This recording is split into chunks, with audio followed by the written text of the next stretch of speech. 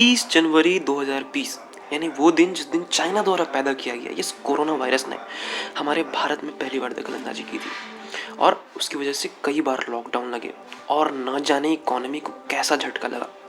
But with in 1 year 16 जनवरी 2021, जी हाँ, इसी दिन हमारे भारत ने दुनिया का सबसे लार्जेस्ट कोविड-19 वैक्सीन प्रोग्राम को इनिशिएट किया, जिसमें कि भारत बायोटेक कंपनी द्वारा बनाया गया कोवैक्सीन एंड ऑक्सफोर्ड द्वारा बनाया गया एस्ट्राजेनेका वैक्सीन को प्रीमियम शुरू किया।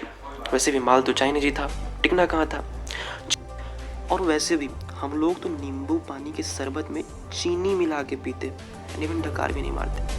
कहते हैं चाइनीज की जितनी आंखें खुलती है ना, उससे ज़्यादा आंखें तो हमारे यहाँ प्राइमरी स्कूल में पढ़ने वाले बच्चे प्रार्थना के वक्त खोल देते हैं। और ये सब हो सका है सिर्फ और सिर्फ हमारे इन वॉरियर्स की वजह से।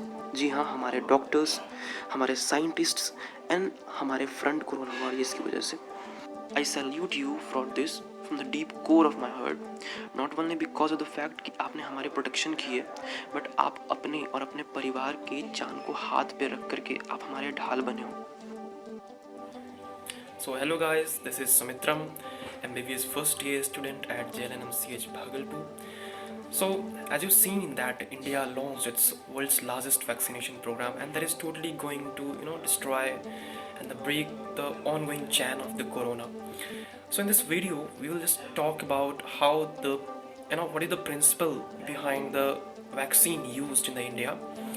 आपको पता होगा that this vaccine is basically called as the mRNA vaccine. And so what is the principle and the procedures which is being used in this vaccination program, in this vaccine? We're just going to talk in this video later on. So let's start the video.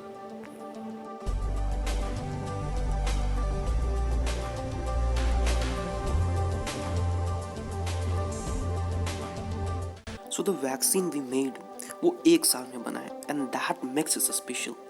It's called as mRNA vaccine.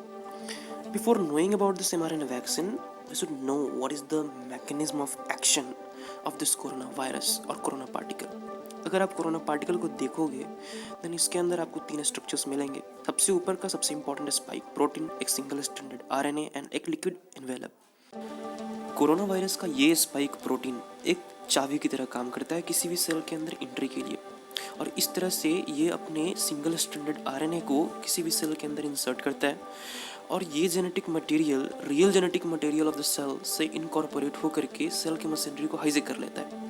अब हमारे साइंटिस्टों ने क्या सोचा कि अगर इस spike protein को ही किसी चीज़ से कवर कर दिया जाए, और ये चीज़ जो था एंटीबॉडीज़ था। सो अगर किसी स्पाइक प्रोटीन को एंटीबॉडीज से कवर कर दिया जाए देन हम कोरोना वायरस से बच सकते हैं। तो हमारे वैज्ञानिकों ने अपने दिमाग का तिक्रम लगा करके कोरोना वायरस के जेनेटिक मटेरियल का वो पार्ट जिससे कि उनके स्पाइक प्रोटीन्स जो उसके ऊपर लगे हुए डंडे कोड होते थे उनको एक्सट्रैक्ट कर लिया और उन्हीं से mRNA बनाया और उस mRNA को लिपिड बैग में पैक कर दिया। जो आप ये वैक्सीन देखते हो एकदम कलरलेस सा वाइट लिक्विड, वो एक्चुअली में कुछ ऐसा होता है। जी हाँ, लिपिड बैग का कलेक्शन होता है जिसके के अंदर mRNA पैक होता है। जब ये हमें दिया जाता है इसका डोज, तो ये लिपिड बैग हमारे सेल मेम्ब्रेन से फ्यूज हो जाता है, बिकॉज हमारा cell membrane is also lipid bilayer. So lipid bag fuse होने के बाद mRNA हमारे सेल के साइटोप्लाज्म में इंटर कर जाता है और वो बनाता है प्रोटीन। ये जो प्रोटीन होता है यही एंटीजन है, and that antigen is going to stimulate our immune system for the production of this one substance. जी हाँ, एंटीबॉडीज़ का फॉर्मेशन करता है और यही एंटीबॉडीज़ कोरोना वायरस के स्पाइक प्रोटीन्स को कवर कर लेता है। अब वैक्सीन पड़ने के बाद ये जो कोरोना वायरस अगर दूसरी बार फिर से कभी अटैक करेगा तो ये एंटीबॉडीज इसके स्वागत के लिए तैयार रहेगा और इस तरह से हम कोरोना वायरस के अटैक से बच जाएंगे। So this is what the mRNA vaccine is, है ना कमाल का। तो चाइनीज़ वायरस के हुए इस हस्र पर एक लाइक और सब्सक्राइब करना तो बनता है बॉस। और अंत में हमारे इन वैज्ञानिकों के लिए दिल से एक बड़ा सा thank you. So thank you very much. जय Hind. Consider subscribing the channel if you loved the content. Thank you.